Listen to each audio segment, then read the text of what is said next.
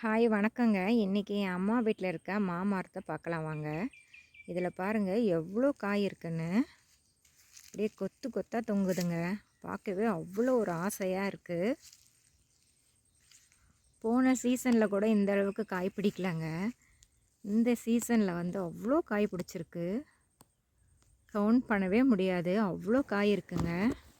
நம்ம மரத்தில் ஏறி தான் பறிக்கணும்னு இல்லை, கீழே இருந்தே பறிச்சுக்கலாம். அவ்வளோ காய் கீழே இருக்குது.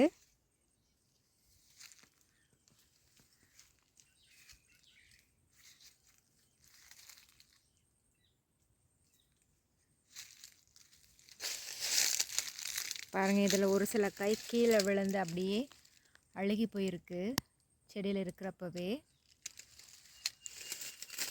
பாருங்கள் எவ்வளோ காய் இருக்குன்னு. இது கிளிமூக்கு மாங்காய் வெரைட்டியை சேர்ந்ததுங்க. இதில் சாம்பாரில் போடலாம், உப்பு மிளகாத்தூள் போட்டு சாப்பிட்டாவும் ரொம்ப சூப்பராக இருக்கும். மாங்காய் பழுத்ததுக்கப்புறம் சாப்பிட்டாவும் நல்லா டேஸ்ட்டாக இருக்குங்க. பாருங்கள், இந்த பக்கம் சைடு பாருங்கள். இந்த பக்கம் சைடு ஃபுல்லாகவும் நிறையா காய் இருக்குங்க. அப்படியே கொத்து கொத்தாக தொங்கிட்டுருக்கு. மேலே பாருங்கள், எல்லா பக்கம் சைடும் மாங்காவாக இருக்குங்க. இது மரத்தோட ஒன் சைட் வியூ. அந்த பக்கமும் நிறைய மாங்காய் இருக்குங்க. எவ்வளோ மாங்காய் இருக்குன்னே தெரியல, அந்த அளவுக்கு இருக்குது.